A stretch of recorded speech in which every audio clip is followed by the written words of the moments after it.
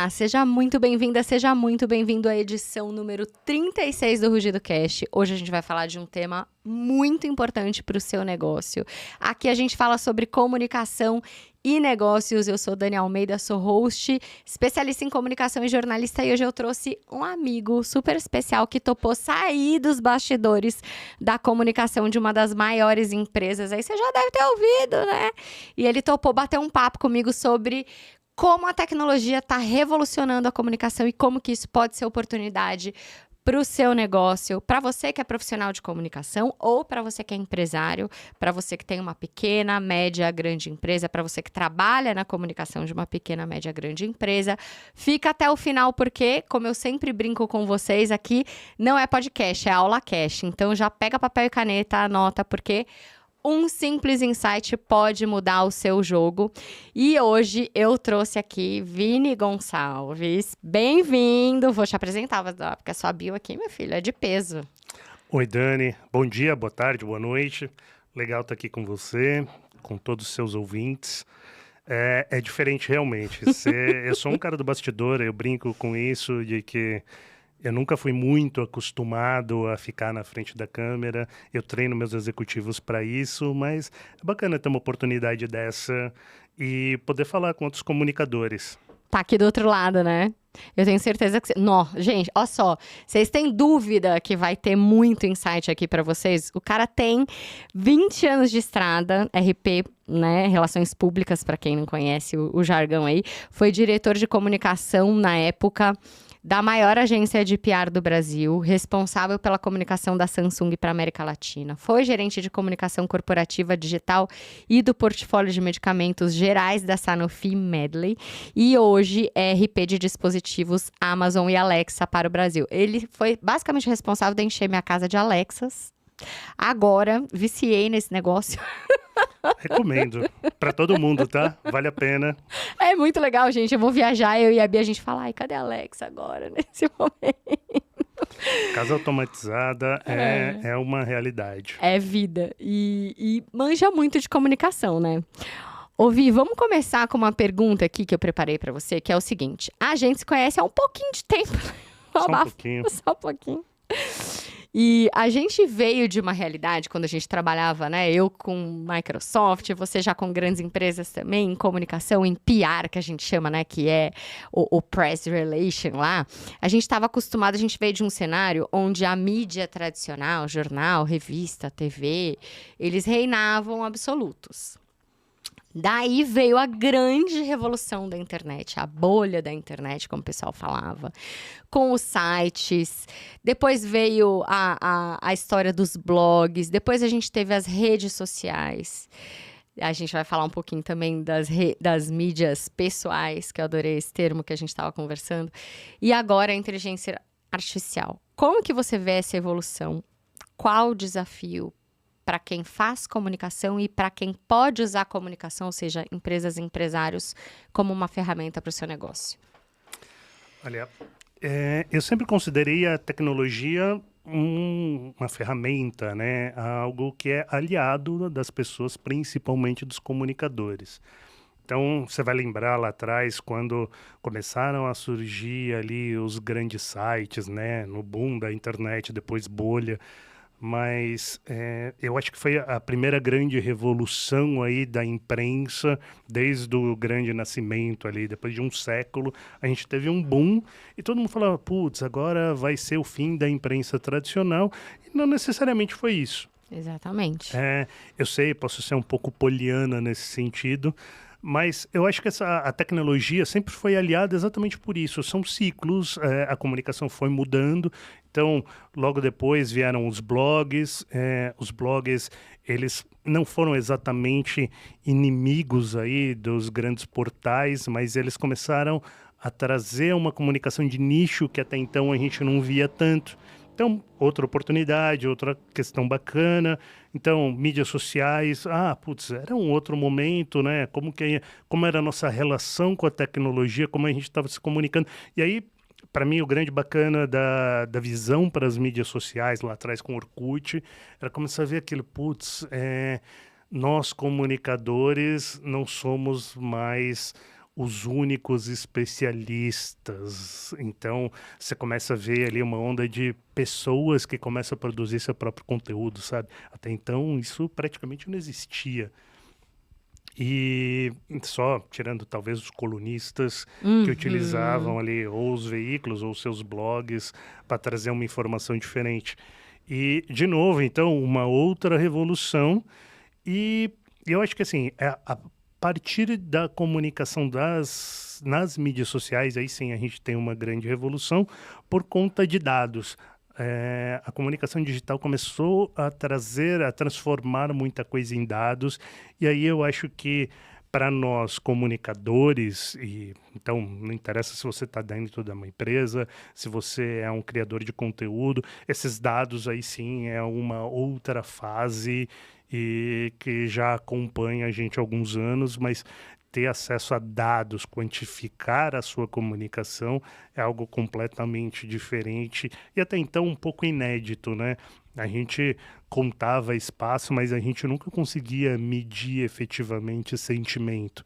Então, isso para mim era a grande revolução aí do começo dos anos 2000, sabe? Acho que pensando no que a gente vive hoje com inteligência artificial e tudo, tem muita gente que se assusta e fala é uma grande novidade, talvez a forma como esteja usando, mas o que ela traz de verdade não é tão novo assim, exatamente por isso. Acho que a grande diferença estava já uns 10 anos atrás, mais ou menos, quando a gente começa a ter essa quantificação, e aí eu acho que aí a gente criou uma nova roda para comunicação. Legal. E hoje, como que você... Assim, o que eu vejo é uma grande democratização, né? Antes, quando a gente começou, você tinha uma grande barreira de entrada para a comunicação como ferramenta para o seu negócio. Então, a gente atendia lá quem tinha grana para pagar a comunicação de uma forma estruturada, um especialista em comunicação, fosse uma agência, fosse alguém, pessoa física fazendo, eram empresas ali pelo menos de um médio porte, era caro, né? Você fazer assessoria de imprensa, comunicação em geral. É uma estratégia médio e longo prazo, não é um negócio que você faz um mês, você pode parar. Justíssimo. Né? Super importante. Esse ponto é algo que vale sempre destacar. A gente trabalha com reputação, então não tem essa. Você não cria reputação em do um dia para post, noite, em uma matéria publicada, não. Num trabalho de uma semana. Não é assim. Destruir até dá, mas construir é outra história. Nossa, maravilhoso isso que você falou. Destruir uma reputação até dá, num post ou numa reportagem. Agora, construir reputação é uma coisa que demora muito tempo. Demora. Maravilhoso. A gente está falando de confiança das pessoas, né? A gente não confia só porque eu li um título bacana e pronto, tá aqui a minha verdade, e vou levar ela para sempre. Não interessa quão polarizado o mundo esteja. Então, para mim, esse trabalho realmente é um trabalho de, pelo menos, médio prazo. Não existe um trabalho verdadeiro de comunicação, de imagem e reputação que funcione, um projeto de uma semana, não. Maravilhoso isso. Porque, olha, é difícil as pessoas entenderem isso, né? Que comunicação deveria ser um investimento que você aloca lá na sua empresa junto com o seu investimento de... eu vou ter que ter uma equipe de venda. Ok, esse investimento está alocado ali. Comunicação, por mais que seja um investimento pequenininho no começo, depois você vai, né, injetando de volta... deveria ser a mesma coisa. Mas a gente veio de uma realidade onde poucas empresas conseguiam investir, porque era muito caro. Aí você tem a democratização da internet. Vamos combinar que você consegue fazer comunicação até mais barato, você consegue ter mais voz, ser ouvido no digital, lógico que guardadas as devidas proporções, né? Porque, infelizmente, você também tem muita gente ruim fazendo comunicação hoje em internet, digital, etc. Mas você consegue fazer de um jeito... Democratizou, né? Deu mais voz, deu mais vitrine. E agora, a inteligência artificial. Como que você vê, assim, essa barreira de entrada baixando, desafios e luz e sombra, sabe? Desafios e oportunidades. Eu vou separar minha resposta em três três visões, tá? E não é porque eu queira ficar em cima do muro, eu só acho que realmente a questão de referência é importante para isso. Quando a gente olha do ponto de vista da imprensa em si, vamos lá, essa imprensa, eles tiveram uma grande crise, porque era o impresso está realmente quase acabando, as novas gerações basicamente não estão preocupadas em ter material físico em mãos, mas continuam lendo. Eu acho que esse é um grande ponto, que a gente fala, tem crise de leitores. Não, crise de leitores a gente não tem. Tem crise do formato. Exato, o formato, o tipo de acesso e quantidade de informação. Eu acho que isso vale um debate, mas não que perdemos leitores em si. Não é bem assim. E nem a necessidade de curadoria que a imprensa sempre fez também continua existindo, né? Vamos combinar. Total. Não interessa se é para grande imprensa, se é para alguma comunicação de nicho, isso continua ali existindo. Então, os formatos realmente está muito na linha do que você trouxe. É uma democratização. O que existe de diferença, o que a gente pode falar de crise, eram os grandes grupos olhando para o seu negócio, falando, putz, que eu vou fazer para sustentar minha audiência? E estamos falando de negócios, então minha receita. E que ferramentas eu vou usar? E isso continua ali acontecendo, fluindo. O que tem de diferença é, claro, as empresas que se anteciparam a isso, aquelas que estão se preparando ou testando modelos. E, realmente, aí a gente pode entrar particularmente em um negócio ou outro e avaliar o que está funcionando e o que não. O segundo ponto, quando a gente olha para a comunicação das empresas. Então, isso eu diria que é realmente uma grande mudança.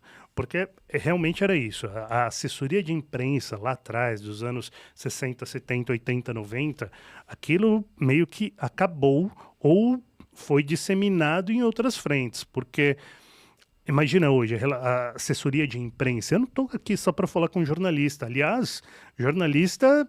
Assim, quase não existe mais. Ele tem muito pouco, é um público pequeno dentro de todas as possibilidades que eu tenho de me comunicar. E assim, porque eu só mudo um ponto do que você trouxe, que é assim, de custo. Porque muitas vezes as pessoas acham a comunicação digital é barata. Não, não. O que muda é a qualidade do que você quer fazer frente à quantidade de público que você quer atingir. Sim. Porque os canais hoje são muito dispersos. Então, você... Tá, eu pensei só num canal do digital. Eu não pensei em marketing de influência, por exemplo. Eu não pensei em outros canais. É aquilo, eu quero fazer um post. Um post, uma cartelinha, uma imagem fixa ali, que a gente usava em mídia social há 5, 7 anos atrás. Isso não é caro. Não é caro de fazer. Não, caro é fazer posicionamento, construir narrativa, reputação, adicionar tráfego, adicionar awareness, né? Aí isso já fica um pouco bem mais caro. Quando você adiciona marketing de influência, infinitamente mais caro, porque aí você precisa de bastante estratégia ainda mais. E aí é o ponto, essa questão que pega, que assim, é estratégia. Então, para o profissional de comunicação, do que a gente faz aqui nos últimos 5, 10 anos, mais ou menos, eu acho que a grande diferença está aí, estratégia. Então, o que eu paro para pensar? Eu tenho acesso hoje, pelas ferramentas à disposição, a X públicos. E X realmente, assim, é muito variado. Eu preciso parar e pensar realmente o que eu estou querendo comunicar. É um produto, é um serviço, é uma marca. E vou pensar quem está consumindo isso. Para quem que eu quero informar? E daí você vai atrás do que você precisa. Por quê? Você tem lá... todo mundo vai pensar, a gente falou de imprensa, então a imprensa está lá. Legal, só que a imprensa também já não é exatamente a mesma, né? Então você vai pensar, putz, quem é a imprensa hoje? A imprensa é a grande imprensa, mas você tem os jornalistas especializados que estão presentes em diferentes tipos de mídia, mas ainda assim fazendo aquela comunicação jornalística. Mas você tem os creators, né? Criadores de conteúdo. Muitos deles muito nichados, outros deles um pouco mais generalizados, pensando no seu produto, na sua marca. E você tem, às vezes, o seu próprio consumidor. Você consegue se comunicar diretamente com ele. Sim. Então, quem é esse consumidor, sabe? Onde que ele está presente? Então, aí que tá. Os canais hoje são muito dispersos e essa questão de estratégia é importante. E aí, claro, aí entra o fator grana. Porque quanto mais você quer atingir e quanto maior a necessidade daquela ferramenta, daquele canal para você ter, aí muda, entendeu? Esse custo, esse investimento, e muitas vezes vai ser mais caro do que você gastava ali naquela assessoria de imprensa tradicional dos anos 90, entendeu? Verdade. E o terceiro Muito ponto, bem colocado. o terceiro, que aí realmente a gente falei um pouquinho aqui dos criadores de conteúdo, né? Porque esses caras hoje, eles têm uma penetração gigantesca, gigantesca. E diferentes Maior tamanhos. que a mídia de massa tradicional antiga. Por isso que hoje muitos programas de massa de TV tradicional querem fazer crossover com eles. Chamam para participar da programação, enfim. Com certeza. E eu sempre gosto de colocar isso para... Pode ser ali para o presidente, para o pessoal de vendas, o pessoal da operação, que a gente tem que considerar ainda quem são essas pessoas e com quem eles estão falando. Então, eu quero trabalhar a marca, então quanto maior a visão, melhor. Beleza, a gente está falando desses caras gigantes que têm milhares de seguidores. Mas muitas vezes, dependendo do que você quer comunicar, fazer, aquela cara pequenininho que tem 5, 10 mil, pode te trazer muito mais resultado. Porque aquele cara é extremamente especializado, ele te acompanha, e quem segue ele realmente é o cara que consome informação. Então, o engajamento daquilo acaba sendo muito maior e pode ser mais importante para o negócio do que o cara que te trouxe ali, sei lá, milhares, milhões de cliques. Que são objetivos diferentes, né? O cara de milhões de seguidores muitas vezes vai fazer o alcance de marca e o mais nichadinho vai te trazer mais conversão em vendas. É isso aí. É uma necessidade, você precisa olhar e saber antes. Qual que é o meu objetivo? Exato, a estratégia está aí. Eu acho que a grande diferença dos profissionais de comunicação e do que a gente está trabalhando nas empresas, nas agências, nas consultorias, é bem aí, entendeu? Que quando a gente para conversar, é explicar e ficar sempre muito claro isso. De falar, o potencial é esse, dá para chegar nisso. E daí uma coisa que eu gosto muito de trabalhar, que é o custo durante tanto tempo. Legal. Eu acho que essa questão é importante para você conseguir medir a efetividade do resultado. Isso é maravilhoso. E aí tem uma coisa do que você falou desse creator pequeno, né? Falando um pouco de criadores e desse marketing de influência, que vai muito... soma muito ao que você disse, que o Instagram, por exemplo, eu não gosto só de falar de Instagram, porque você tem trocentas mídias, né? E a gente trabalha muito outras mídias também na Rugido. Mas o Instagram, que hoje é uma das grandes plataformas, né? Uma das maiores. Por exemplo, recentemente o Adam Mosseri, que é o cara do Instagram, anunciou que antes o algoritmo entregava mais para a audiência dos grandes criadores, que essa era uma maneira que eles viam de manter a audiência mais conectada, mais tempo lá no Instagram. Só que eles entenderam que eles precisam privilegiar esses pequenos criadores. Então agora, a partir de agora, o algoritmo vai começar a privilegiar conteúdo original. Ou seja, o pequeno criador que vai lá na casa da Alexa maravilhosa, gente, que eu visitei, desculpa aí, tá? E que vai criar um conteúdo específico, original, que não foi lá, não replicou, não fez aquele reel na frente do vídeo que alguém criou e etc., o Instagram vai entregar muito mais. E essa foi uma luta dos criadores pequenos, que eles estavam muito desestimulados, que eles falavam, poxa, eu tenho cliente minha de consultoria, cliente meu de consultoria, cliente da Rugido que fala às vezes, nossa, a gente fez um conteúdo tão incrível, achei que ia ter uma repercussão maior, e às vezes uma foto minha vai lá e tem mais curtida. Aí a gente sempre explica que tem o conteúdo que ele serve para gerar valor para vender, para gerar autoridade, então a gente tem um mix de conteúdo. Mas é frustrante pro para o criador de conteúdo, né? E principalmente o criador que não tem uma equipe como a gente por trás, que vai lá sozinho, edita, gera, capta, etc, etc, né? Isso eu diria que aí tá muito relacionado com essa questão do que estava sendo vendido, né? A gente tinha essa visão de que o cara de milhares de seguidores é o que fazia, acontecia, que bombava. E, por um lado, é verdade, esses caras estão lá e estão realmente fazendo isso. A gente pega, sei lá, vamos pegar o caso recente aí de crise humanitária no Sul. Gisele Bündchen faz o post dela e pensado, realmente, ela usou a audiência dela para uma informação que era pública, interesse público, e aquilo fez diferença. Sim. Mas, então, continua, essa comunicação de massa continua sendo importante. Sim. Mas eu diria que, assim, quem move a roda, quem mexe a agulha, sabe, é o médio, é o pequeno. Por quê? Esses caras, eles são mais especializados, a audiência dele costuma ser muito mais fiel. Mais qualificada. E nada mais justo, claro, que as plataformas, de alguma forma, retribuam esse trabalho e essa audiência.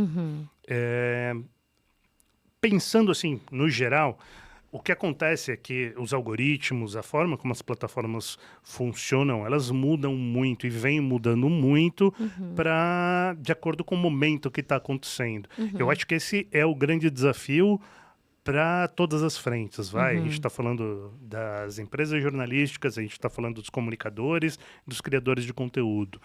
E, querendo ou não, a gente precisa saber utilizar os algoritmos ou a estratégia da ferramenta a nosso favor. Sim. Maravilhoso, muito bom. Agora, então, ó, quero falar sobre esse conceito que a gente conversou aqui nos bastidores, que eu achei sensacional, que a gente bate muito nessa tecla, porque tem empresa que a gente faz o perfil só dos executivos, inclusive. Porque é como se a gente multiplicasse, entre aspas, a vitrine e a reputação daquela empresa em várias. Então, é como se a gente multiplicasse os canais de contato daquela empresa no digital. E aí você falou assim, na minha visão, a gente começou com mídias sociais, né? Então, você entrava para se conectar com outras pessoas. E aquilo foi virando uma mídia pessoal, quase que um canal de comunicação, quase que um blog, né? Só que na mídia... Conta um pouco essa sua visão, achei muito legal. Eu sempre... pensando aí, tentando traduzir uma forma bem popular de pensar é isso, né? Começaram as mídias sociais porque elas começaram a agrupar pessoas.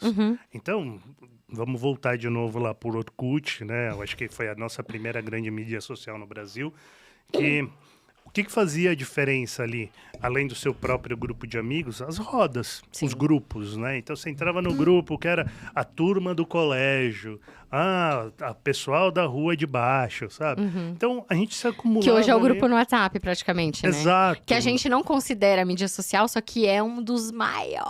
É uma plataforma. É por isso, porque estratificou. Então, o que você tem hoje são plataformas diferentes...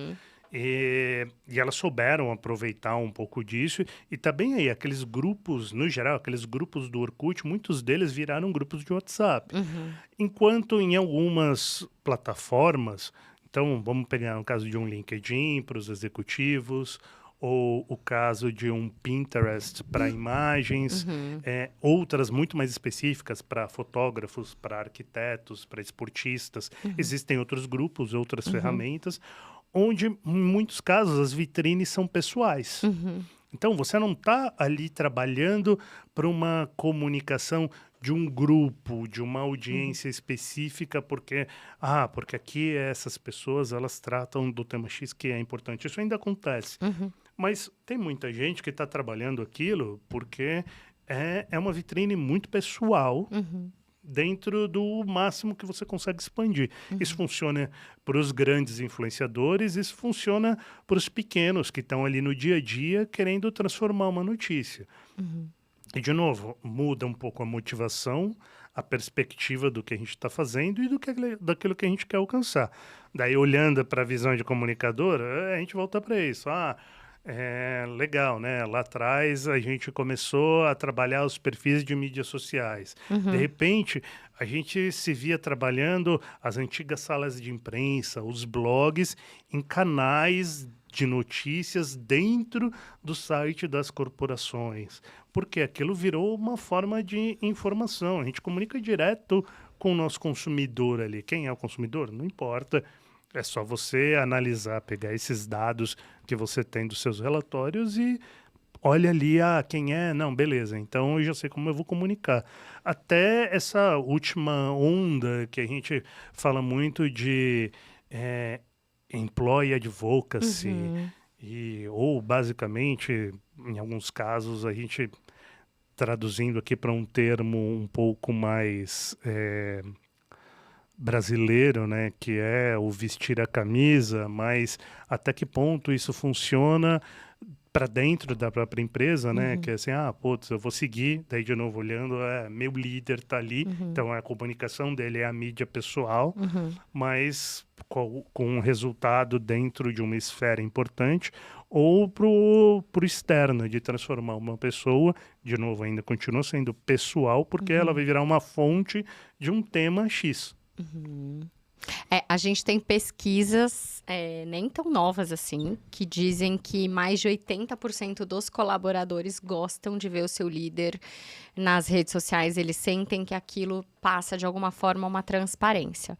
Então, o líder na rede social, ele pode ajudar no engajamento da sua própria equipe e pode ajudar também aquela empresa a vender mais, porque transparência gera a confiança que a gente falou, e confiança vende, né? E é isso, assim, a gente está transformando algumas pessoas como referências em determinados mercados. Claro, pode ser uma pessoa muito grande que todo mundo conhece, um grande executivo numa determinada área, ou realmente um executivo talvez nem tão conhecido, nem tão popular numa mídia, mas dentro de um grupo, dentro de uma área, ele é uma referência.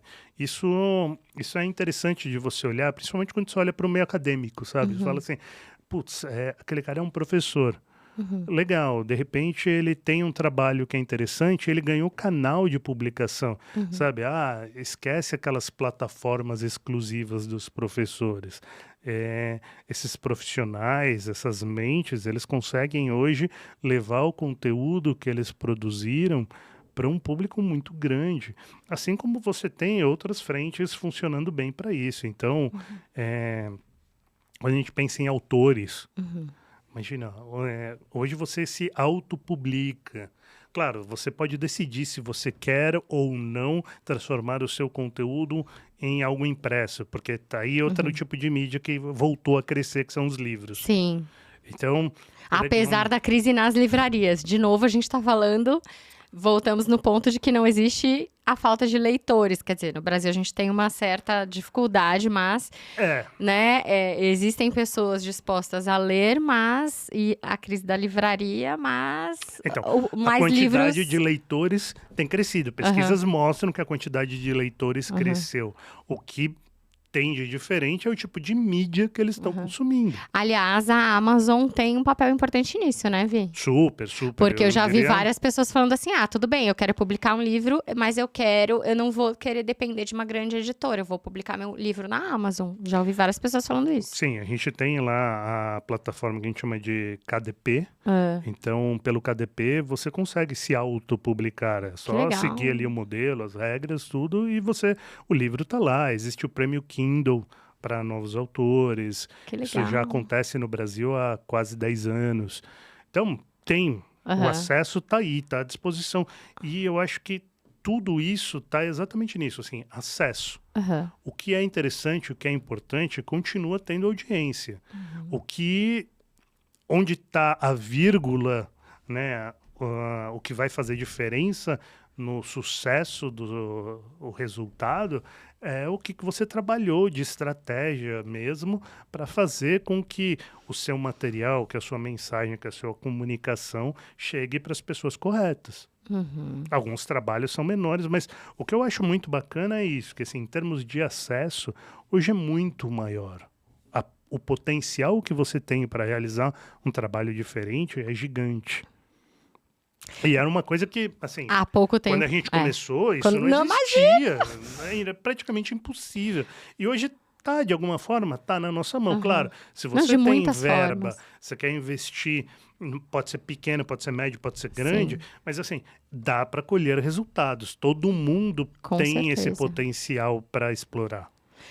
Assim, isso que me deixa tão animada, assim, que me faz brilhar os olhos, porque dá para você trabalhar mesmo. A gente, por exemplo, a gente trabalha lá clientes com verbas bem maiores e clientes com verbas menores. E é muito gratificante você ver, sei lá, um médico sensacional e você ver essa pessoa crescendo no digital e crescendo e sendo mais conhecida. Um trabalho incrível que, se não fosse o digital antes, estaria lá muito escondido, isso. Uhum. Para mim, assim, de novo eu vou voltar ao Poliana, sabe? né? Mas lá atrás, se a gente fosse pensar, do jeito que a gente começou a conversa, quem tinha grana aparecia, quem não tinha, sinto Tchau. muito. É. Agora não, é completamente diferente. Depende, claro, E existe uma também é um estratégia por desafio trás. para os grandes, porque você tá ali na era da informação, naquela bagunça, né, Você está Kotler? dividindo Você espaço. tá dividindo espaço, né? Uhum. Porque, e a gente tem cliente grande, a gente tem cliente menor. E o cliente grande está dividindo espaço com o cliente pequeno também. Por isso No que- digital, não entre os nossos clientes, né? Assim, no mundo. É isso, e Né? para mim o que é bacana é isso, depende muito da sua estratégia, depende É isso que vai ao mudar que o você jogo. se propõe. É. Então eu vou fazer tal Comunicação projeto. panfletária não vende mais. Não dá aquela palpitação quando você vê uma empresa fazendo aquela comunicação autocentrada, compre batom, em pleno ano 2024, Vi? Eu acho que a gente sempre vai precisar olhar a estratégia geral, sabe? Uhum. E essa pode ser uma frente, pode funcionar, mas dificilmente um canal, sabe? Uma única frente, uma única ferramenta vai dar o resultado que se espera, a não ser, claro, que você tenha rios de dinheiro. Mas se você me entregar esse rios de dinheiro, eu provavelmente ia aplicá-lo de uma forma diferente. Vamos falar de inteligência artificial? Vamos nessa. A Qual? crista da onda. A crista da onda, meu Deus do céu. Outra coisa que eu tô apaixonada. Ai, tudo que melhora a comunicação é um negócio que não dá, né? Assim, a gente que ama isso. Na sua visão, qual o impacto dela na comunicação? No emprego dos especialistas em comunicação, que estão, né? Sim, geral. Ai, meu Deus. E no papel do comunicador?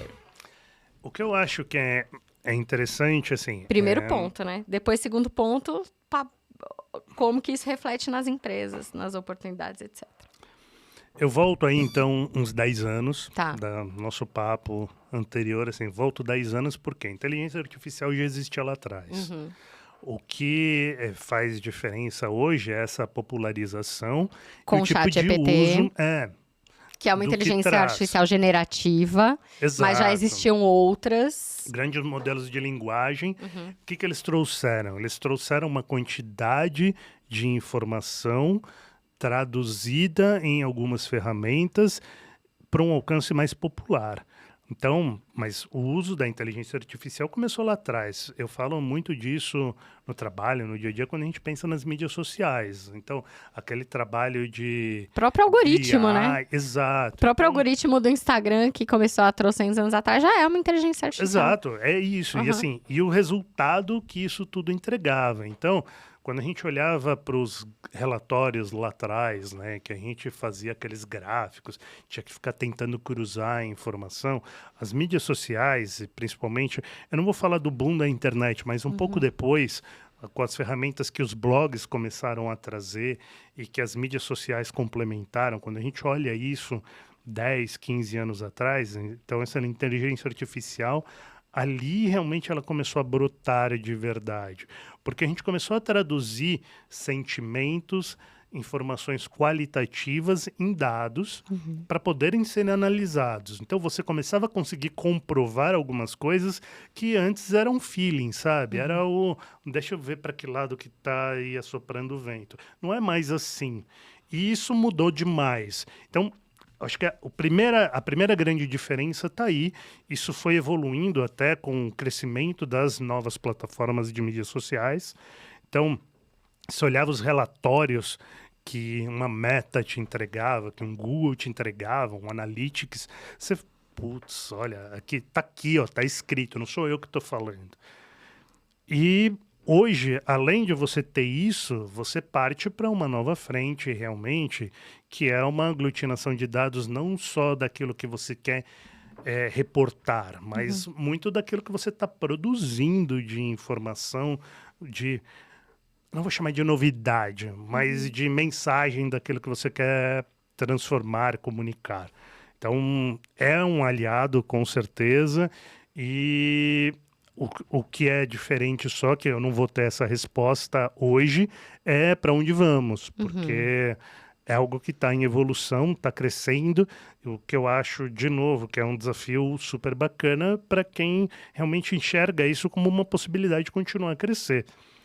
A Deloitte lançou esses dias uma pesquisa, um resultado mostrando que as gerações Z e os millennials são os grandes usuários hoje, né, de inteligência artificial, mas que desses usuários, 70% deles têm um certo receio, né, do que vai levar. Eu acho esse um sentimento muito justo, porque é algo muito novo. Mas, ao mesmo tempo, isso está trazendo uma nova forma de pensar. E espero que continue sendo usada da melhor maneira, mas, assim, cada vez mais a gente pode falar que o céu é o limite.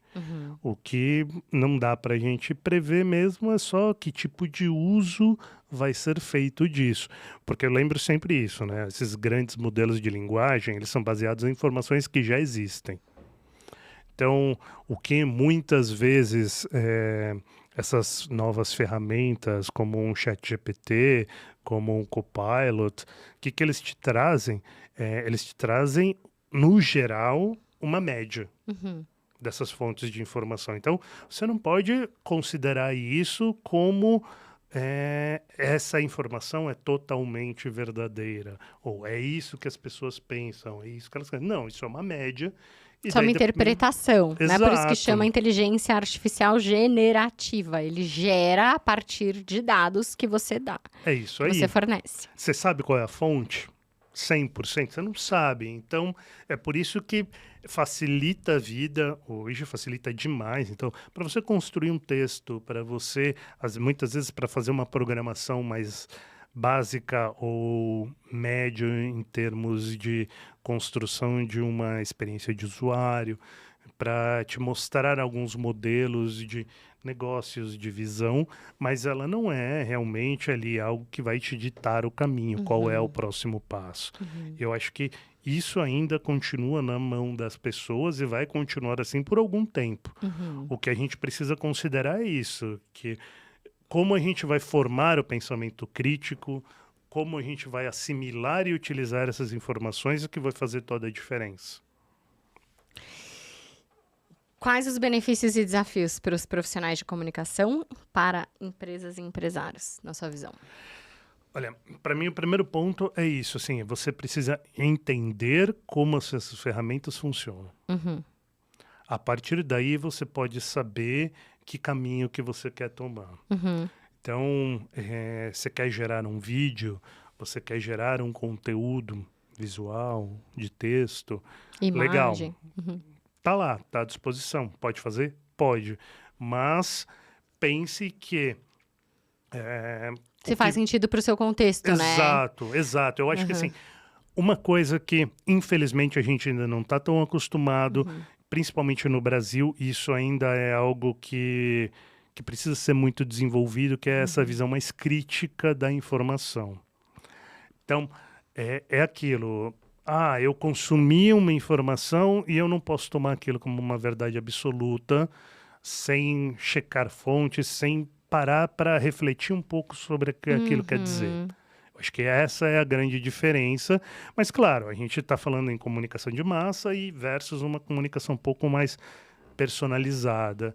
E qual é a estratégia que está por trás disso? Então, a minha grande dica não é o não use, mas é muito mais aquilo Use de... Assim, com estratégia. exato. A estratégia e crítica. Vê se faz sentido aqui no seu raciocínio. Por exemplo, influenciadores criados por avatar. Se eu tenho uma marca que tem uma pegada que, por exemplo, defende... Vou usar um exemplo crasso aqui. Se eu tenho uma marca de biquíni que defende, assuma a sua real beleza, não faz sentido eu ter ali uma influenciadora virtual usando aquela roupa, né? Aquele biquíni. Agora, se eu tenho uma marca que é o oposto, cujos valores são... um corpo mais... sei lá, Victoria's Secret há 20 anos atrás, que nem a Victoria's Secret, mas hoje pode, né, ter essa pegada, porque é bem criticada lá fora por isso, né, das Angels, etc. Até elas estão mudando essa visão. Aí faria sentido eu ter um avatar, uma modelo criada por avatar. Então, eu acho que é essa visão de qual que é a minha marca, qual que é a minha comunicação, quais valores que eu quero passar. Faz sentido eu ter, por exemplo, uma influenciadora virtual criada por avatar? Quando você vê a Lu do Magalu, quantos anos não existe, né? E é explícito que é uma personagem ali num varejo apresentando os produtos, tanto que explodiu, né? Virou já faz collab, virou quase que um negócio... É uma entidade, eu acho né? que É uma entidade da comunicação do Magalu. Agora, se você vai para um negócio onde não faz sentido aquilo, você tem que ter cuidado, porque não é para todo mundo, não é para toda a comunicação. Eu acho que esse é o ponto. Quem é a sua audiência? Quem é a sua marca e quem é a sua audiência. Para quem você está falando? Se a gente estiver pensando, por exemplo, num produto, serviço, marca que está voltado para a terceira idade, neste momento, pelo perfil Brasil, não faz sentido você ter um avatar mecânico, sabe, virtual. Agora, se você está falando com uma geração mais nova, esse avatar, talvez, ele não precise nem representar uma pessoa. Ele pode ser, lembra lá atrás, quando a gente tinha, sei lá, vamos pegar uma marca atual, o franguinho da Perdigão. Tá aí. Exato, ele pode ser um personagem, dependendo do público, né, mas... E tá lá, tá funcionando, vai funcionar, vai depender muito de como você vai trabalhar pensando nisso. Para mim, a gente tem sempre que avaliar isso. Quem é a sua audiência e, a partir daí, o que você vai comunicar, beleza. Então, que canal eu vou usar, que estratégia que vai sustentar esse tipo de comunicação para ver se vale a pena ou se não. Porque hoje a criação de um avatar tá mais barata. Claro que tá muito mais barato do que quando... Começou. Quando a Lu começou. Sim. Mas, ao mesmo tempo, existe uma dedicação muito grande de uma equipe para sustentar aquilo. Então, é isso que faz diferença para você? Ou vale a pena você tentar transformar um executivo no rosto que é muito mais fácil da sua marca? Ou vários, né? Eu não quero ficar refém desse executivo. Ok, vamos trabalhar vários, então. Exato. Né? Tudo é possível de acordo com essa estratégia, entendeu? Tudo é estratégia. Dá trabalho você criar um executivo ou um grupo deles, ou, de repente, deixar a comunicação nas mãos de todos os seus funcionários? É possível, mas que tipo de impacto ou que necessidades você vai ter a partir disso? Eu acho que isso tem que ser pensado antes. Muito bom. Preços e benefícios, né? E resultados, claro. Exato. Quais as tendências que você vê que são mais impactadas pela inteligência artificial em comunicação? Olha, hoje dá para falar de algumas, né? Então, é legal a gente ver, por exemplo, quando a gente está pensando em áudio. O mercado de áudio voltou a crescer um monte. Então, podcast. Os saudosos vão falar aqui do vinil. Tem aí grupos tentando reavivar o CD.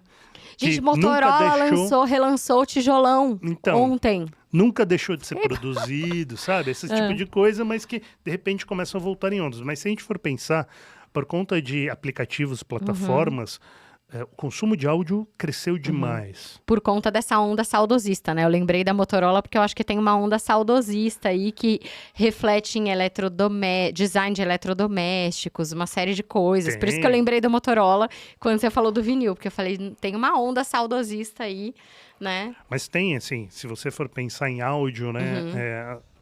Nunca se ouviu tanta música. E conseguindo, com a possibilidade disso ser medido, porque era legal. Antes você comprava seu vinil, seu LP, sua fita cassete, levava isso para casa e, legal, computou o número da venda, quantidade, valores, mas morreu. Exato. Hoje você tem uma certa demanda e você analisa seu público muito mais. Cresceu o consumo de produção de notícias em áudio. Então, as rádios... que lá atrás, a rádio vai acabar, mas nunca acaba. Primeiro na TV, né? Lançaram a TV, a rádio vai acabar. Não, não acabou. Daí lançaram os vídeos, um YouTube da vida, e falava que, resumo de notícia ali vai derrubar o rádio. Não, não derrubou. E agora, de novo, uma nova onda. As rádios estão disponíveis em diversas plataformas online. Alexa, inclusive. Você tem o crescimento de podcasts, então... Estamos aqui, não é à toa, certo? E outras plataformas. Então, imagina, o consumo de audiolivro no Brasil, que era uma coisa que praticamente não existia, de repente, boom. E as novas gerações estão se acostumando com isso. Elas estão indo atrás desse tipo de conteúdo. Então, é bacana você ver como é que isso funciona e ficar antenado, acompanhar para ver o que está acontecendo. E como que a inteligência artificial impacta, por exemplo, o áudio na sua visão? A primeira questão é que, assim, a inteligência artificial, os algoritmos que direcionam um pouco, eles também direcionam o seu gosto, o seu consumo. Então, você precisa, de novo, prestar atenção no que você está consumindo e ter aí uma avaliação um pouco crítica de quanto isso vale a pena para você ou o que você precisa fazer para buscar outras frentes que te interessam. Tá aí. Eu acho que esse é um primeiro ponto. E falo isso quando a gente pensa um pouquinho... vale para música, né? Porque aquilo, eu gosto de rock. Então, me apresentam lá novas bandas e tal, mas nem por isso esse é exclusivamente o meu gosto. E eu preciso ir atrás de outros, senão sempre vou ficar na mesma coisa. E o mesmo funciona para podcast. Legal, meus podcasts são muito ligados à notícia, tecnologia, mas às vezes tem eu gosto de um time que produz, então, tipo, Casos Bizarros, né, da Mabê e tal, que é super bacana, é um conteúdo diferente e trazem casos do dia a dia, sabe? Ou você vê jornalistas...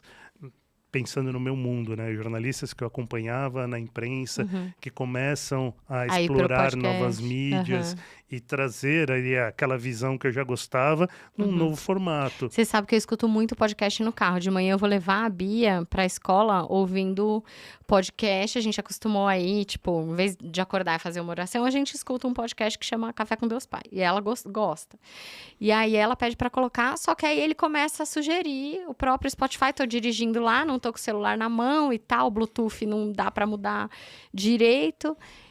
E aí ele começa a botar outros podcasts. E aí nem sempre o algoritmo acerta. Que no outro dia ele botou uma de astrologia lá pra mim. Eu falei, Jesus, Spotify, meu amigo. Então, tem isso, tem direto. Né? E às vezes mas mistura os canais, os mistura, perfis, né? E aí você fala assim, pô, mas beleza, mas já colocou um que eu gostei uma vez. Então. E aí os que você segue, ele sempre coloca porque tem episódio quando tem episódio novo. E aí eu acabei viciando.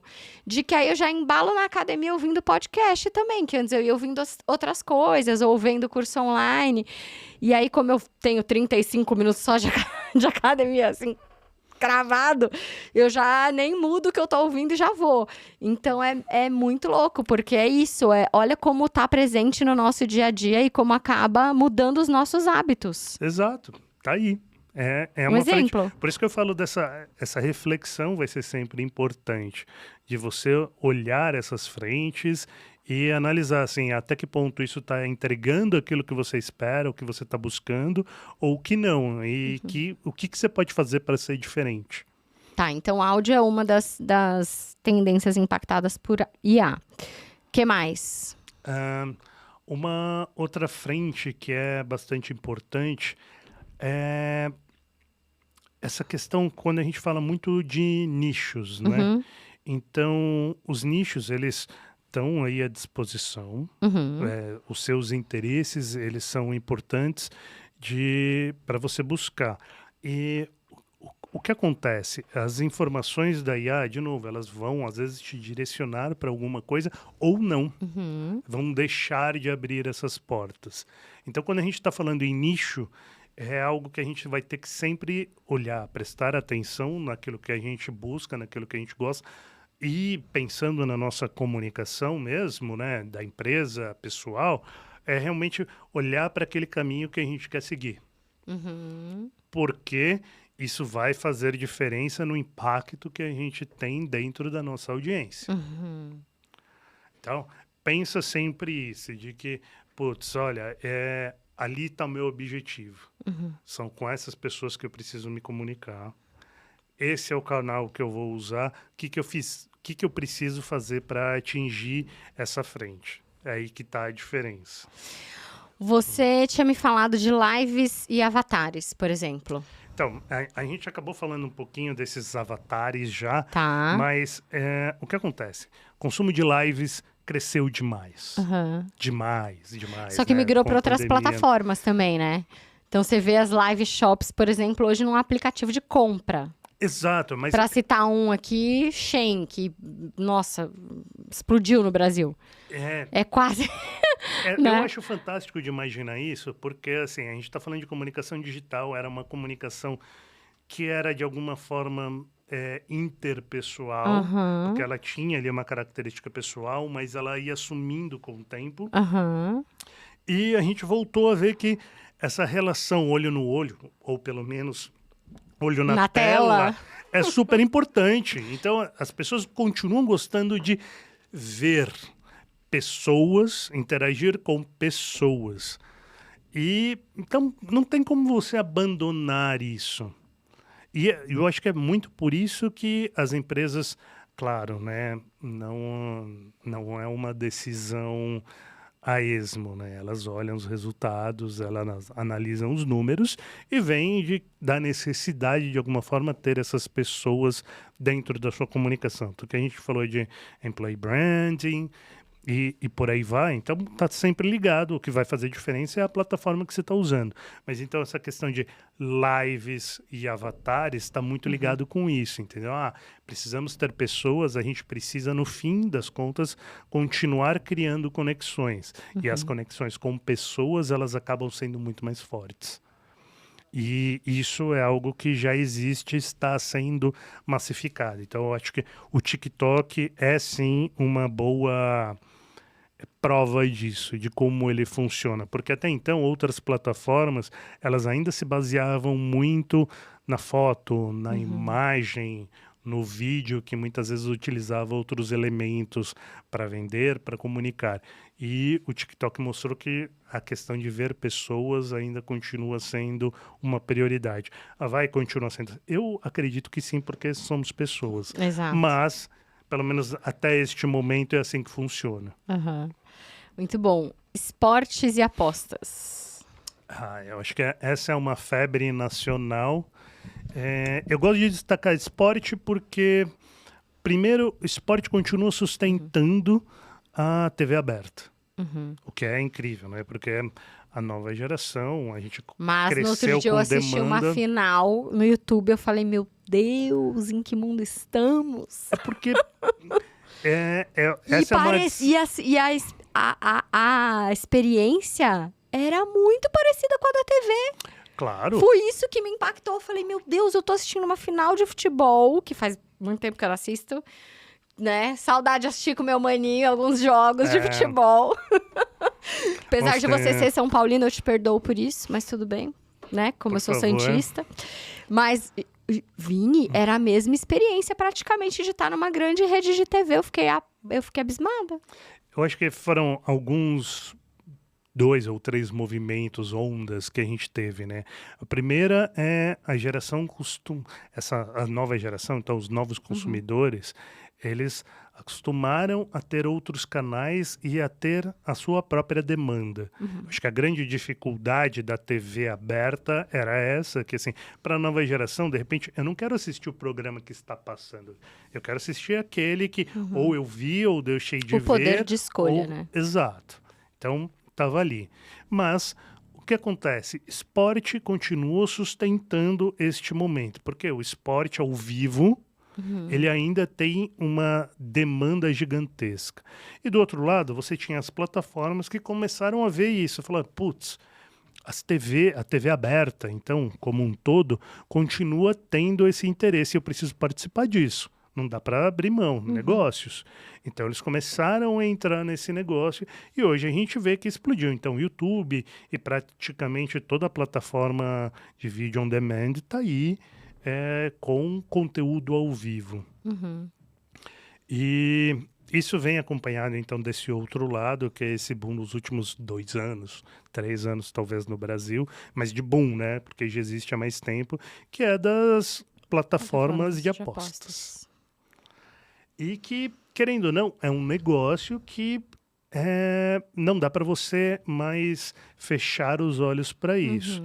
Então, a gente vê muitas plataformas, vamos dizer, de comunicação mudando. Então, você começa a pegar os anúncios que entraram então, nessas plataformas de vídeo on demand, mas, ao mesmo tempo, elas também estão entrando ou puxando aí um pouco dessa questão do esporte, do interesse do esporte, para realmente ter ali renda. E do outro lado, você tem as pessoas apostando. Então, primeiro movimento simples é você ver as empresas de apostas anunciando em esportes, patrocinando equipes. E não seria impossível a gente começar a ver que essas transmissões, elas podem começar a ser ali divididas. A gente tem as regras nacionais para isso, outros países têm outras diferentes. Regulação. Mas, exato, e em breve, está começando, você começa a ver isso, existe um conjunto aí dessa questão das apostas sustentarem alguns canais. E não vejo isso acabando, pelo contrário, é algo que está crescendo, tem movimentado muito mais. Eu diria que já representa parte do PIB nacional o quanto isso movimenta. Vale prestar atenção no encaminhamento disso, porque aí existem diversas discussões do quanto é bom, o quanto não claro, né, o quanto dinheiro movimenta e o que isso representa em termos de impostos, em termos de impacto na vida das pessoas, tanto dos apostadores quanto de quem está ganhando para promover e que faz parte do entretenimento como um todo. ESG. Impacto da IA na ESG. Aí eu acho que eu gosto de falar sobre isso, por mais que eu não seja um especialista em ESG, tá? Mas eu gosto muito da questão de diversidade, trabalho com isso há pelo menos 10 anos, participo dos comitês, dos grupos de discussão, e pensando em ESG, todas as frentes possíveis, a questão de você imaginar o que a IA te traz de background mesmo, de sustentação de informação, para você analisar o que a gente fez ou o que o passado gerou de viés para futuro, para analisar o presente e planejar o futuro, é essencial.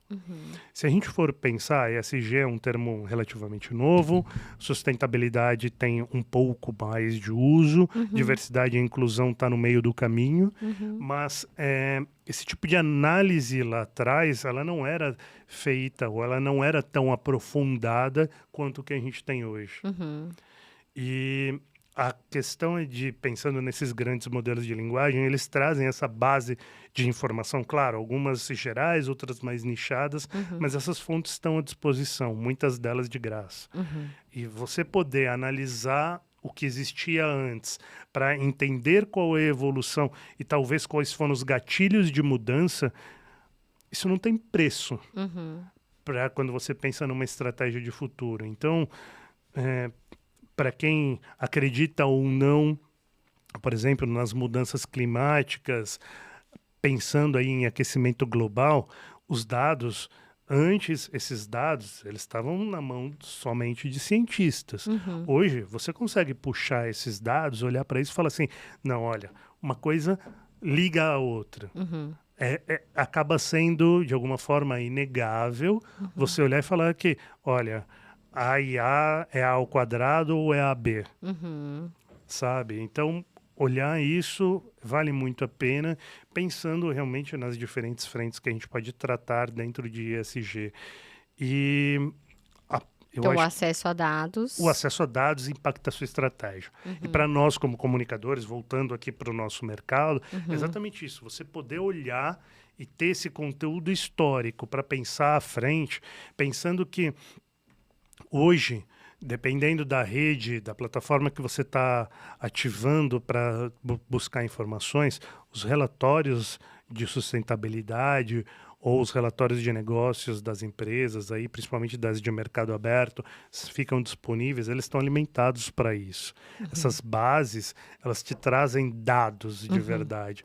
Então, para você planejar, olhar para o futuro, assim, é um campo infinito, quase, Uhum. quase infinito. O que vai fazer diferença, claro, é o quanto cada empresa tem de maturidade ou interesse de Uhum. realmente explorar isso, buscando um futuro realmente sustentável para o negócio. Eu não estou falando aqui em ser É. bonzinho, não. Pelo Uhum. contrário, é continuar No jogo. consumindo, vendendo para a sua audiência Uhum. durante o máximo de tempo que você puder. Uhum.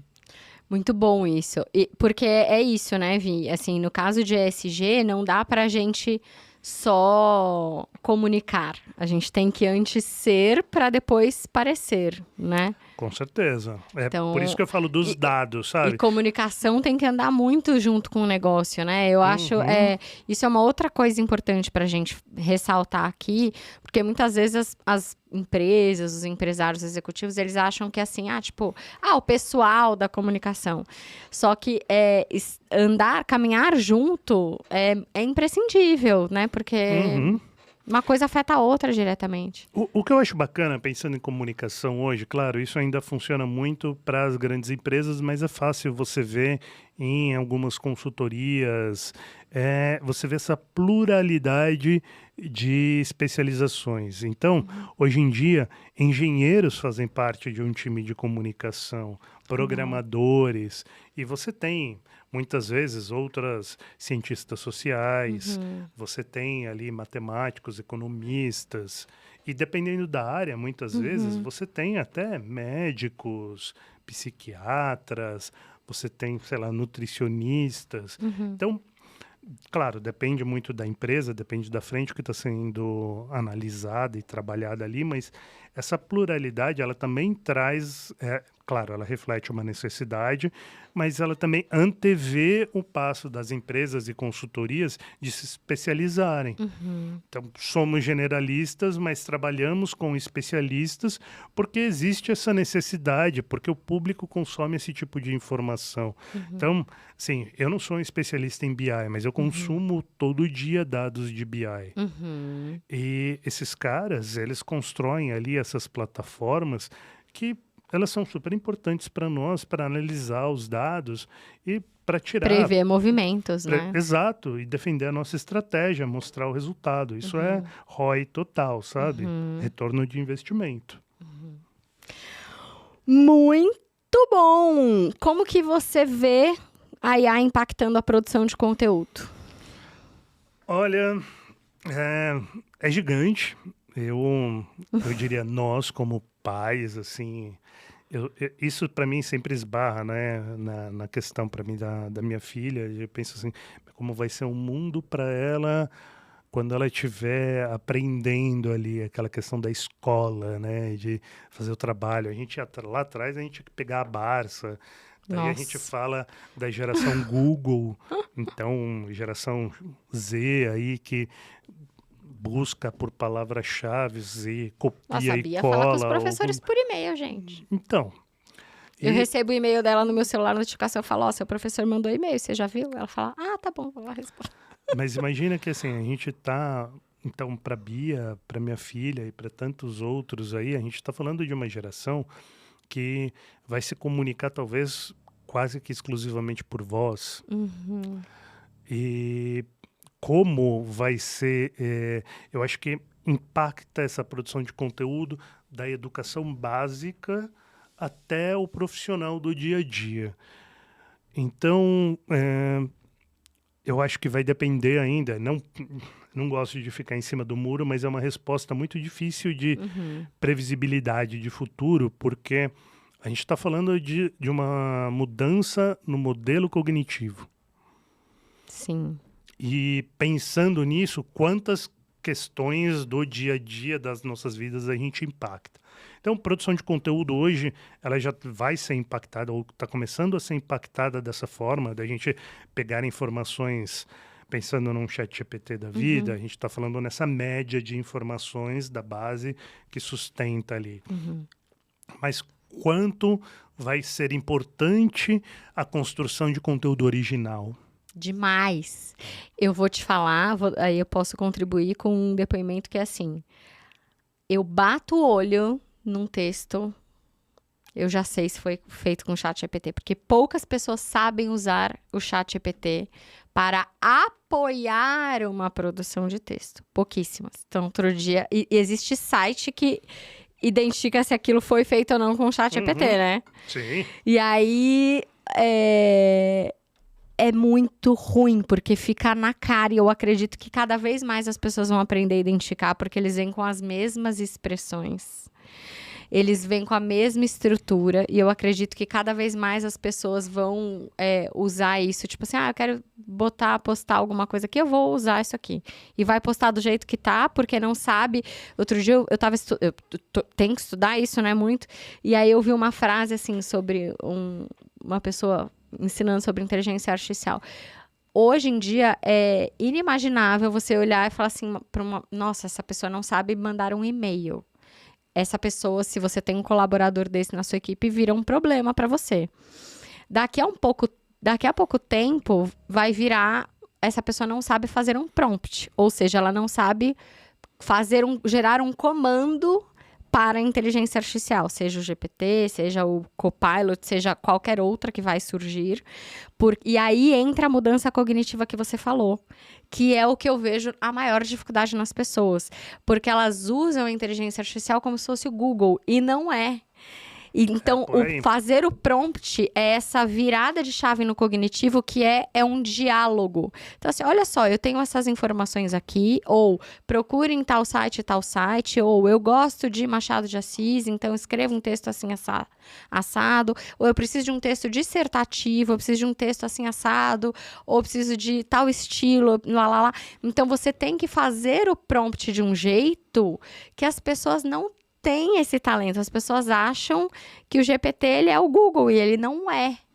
E aí, não funciona por quê? Porque as pessoas não entendem ainda o que é o GPT, o que é o Copilot, o que é a inteligência artificial. E aí, se eu não entendo a base de como que ela funciona, eu não vou saber mexer com ela mesmo. E aí, essa mudança cognitiva que a gente ainda que eu vejo que é esse gap. Quando as pessoas falam assim, muita gente vai perder o emprego. A questão tem algumas, quem é mais automatizado, né, vagas mais automatizadas, que são mais fáceis de ser substituídas, acredito que sim, vão provavelmente, sei lá, um atendimento, a gente tem um funil de vendas com atendimento por IA. É maravilhoso, ela fala com as pessoas de noite, de madrugada, que você olha e você fala, meu Deus, parece um humano. Ao mesmo tempo, você pode criar vagas, por exemplo, de bancos que estão... a gente nunca ouviu para entender as gravações de voz das pessoas que ligavam com problema, para entender, mapear tudo e ter uma escuta qualificativa ali, para entender do ponto de vista de qualidade, como que a gente mapeia, como que a gente melhora o nosso atendimento, onde que estão os gaps. Então, ou seja, tá criando vagas para entender aqui, para ouvir esses áudios e ter uma curadoria, ou seja, estratégia. Então, essas pessoas precisam sair do automático para ser curadores, para ter E aí, essa mudança de cognitivo, essa curva de aprendizagem, que eu não vejo que as pessoas ainda têm noção que elas precisam fazer essa caminhada. E não sei se as pessoas vão fazer com a rapidez que elas precisam fazer, sabe? Eu divido aqui duas frentes e concordo com você em ambas, tá? A primeira é que tudo isso é novo. Sim, em termos de amplitude de acesso. Então, as pessoas, no geral, elas não estavam tão acostumadas a ter acesso a essas plataformas e as que estão usando isso. Então, realmente, como novas ferramentas, precisamos aprender a utilizar. E algo que, de repente, já chegou tão grande, né? Tão massivo. E talvez voltando num ponto que a gente trabalhou, é de que, assim, a gente não pode tomar isso como uma verdade. Uhum. Então, a resposta que qualquer, como um ChatGPT, um Copilot, um Gemini, um Bard, te traga, isso não necessariamente é aquilo e ponto, sendo que já existem outras. Existem outras já aconteceu, nichos. Tá? De vir um texto que alguém gerou lá na empresa. Vou tentar fazer um roteiro. E aí colocou uma obra no meio da pinacoteca que não existia, simplesmente. Então. Por isso que a gente tem jornalista ou pessoas com muita trajetória em pesquisa. E isso é uma coisa que a gente exige. Checar e não usar. A gente não usa ChatGPT para pesquisa. Entende? Porque não pode usar. Faz diferença. A gente usa para vídeo, para outras coisas, mas não para texto, assim. Então, e o outro lado disso tudo é que a gente precisa continuar pensando nisso. Então, quem são as pessoas que estão usando, como elas estão usando e o modelo mental dessas pessoas. Porque aquilo, a gente vem, eu posso falar por mim, a gente vem daquela formação, por mais que a gente tenhamos estudados em boas escolas que tentavam tirar o melhor de nós, daquela preparação para um vestibular e tudo, mas a gente vem ainda daquele modelo nacional que é muito da decoreba. Fordismo, né? Exato. A gente não foi tão treinado assim, pelo menos na escola. Exato, a pensar. Isso acabou acontecendo posteriormente no mercado de trabalho, necessidades, ou com globalização, outros impactos que isso trouxe, mas muito mais no mercado de trabalho do que dentro do ambiente educacional. E pensando nisso, assim, temos aí esse modelo cognitivo atual. Só que isso vai mudar. Então, a gente precisa pensar na preparação de quem está hoje trabalhando, de quem vai adentrar esse mercado e de quem ainda está na formação básica da básica. Por isso que eu digo que é difícil determinar o que vai acontecer e em quanto tempo, por isso. A minha preocupação, de verdade, é imaginar sempre isso, esses gaps sociais gigantescos. A tendência disso continuar existindo pode ser gigante, exatamente porque a gente já vê a diferença em quem tem acesso à tecnologia, à internet básica, de quem não tem. E isso vai ficar muito maior para quem tem acesso a esse tipo de ferramenta e quem não tem, porque talvez não saiba usar só. Então, de novo, sem respostas, mas a ver do conferir cenas do próximo capítulo. 5 anos, 10 anos, 15 anos no máximo, como estará a vida de todos nós, sabe? Uou! Quanta coisa, hein? É bastante. Temos o que a gente pode fazer? Temos um cenário. Olhar para o hoje e falar assim, o que eu posso fazer de melhor para o amanhã. Aproveitando essa sua deixa, que mensagem final você deixaria para quem chegou até aqui Que conselho você deixaria, digamos assim? Olha, conselhos... às vezes, eu não gosto tanto de conselho, porque as Tá bom, realidades são diferentes. é. Mas uma mensagem... Eu sou um cara que gosta de ter essa visão positiva, apesar de estar sempre preparado para o pior cenário possível. Mas eu penso sempre em como transformar a minha próxima entrega. Uhum. Então, eu gosto de falar para as pessoas para continuarem assim, se manterem abertas às novidades e terem essa visão crítica de que não necessariamente essas novidades elas são absolutas ou são para mim ou para a nossa sociedade. Talvez seja algo a ser discutido e esse tipo de avaliação vale para a nossa vida, nossa relação com a família, amigos, pessoas, mercado, comunicação, trabalho. Minha gente, foi isso. Minha cabeça, tô igual aquele emoji, assim, da cabeça explodindo depois do papo de hoje. Vini, obrigada pela nossa Quase conversa. científico, né? Mas eu acho, é o que eu falei, eu acho legal poder levar esse papo ou essa visão para outros comunicadores, porque é isso. Se a gente fosse voltar 10 anos, normalmente isso acontecia praticamente só no ambiente acadêmico. E hoje a gente consegue bater um papo mesmo, ter essas visões, reflexões com pessoas que trabalham, que estão no dia a dia da comunicação, mas não necessariamente são comunicadores. Eu acho essas trocas incríveis. Maravilhoso. Obrigada pela sua presença. Eu que agradeço o convite, principalmente a audiência. Quem quer te encontrar no LinkedIn? Vinícius, com E, Vini Gonçalves. Estou à disposição, me manda mensagem. Instagram também, mas Instagram é mais pessoal. O Instagram, o meu, ele é mais pessoal, eu uso menos, mas eu acompanho muita coisa do que está lá, mas pode seguir, é o @Vinícius com IG, Vinícius G. E você que chegou até aqui, manda uma sugestão de conteúdo que você quer ver no Rugido Cast. Se você tá aqui no YouTube, coloca nos comentários. Se você ainda não segue a gente, ativa o sininho para não perder nada aqui no canal, assina o canal, assina também o podcast no Spotify se você tá por aqui. Não esquece de dar 5 estrelinhas, que isso ajuda a gente a chegar a mais e mais pessoas para que conheçam esse conteúdo que a gente faz com tanto amor e carinho para ajudar você que, como a gente, ama comunicação e empreendedorismo. Um beijo e até o próximo episódio.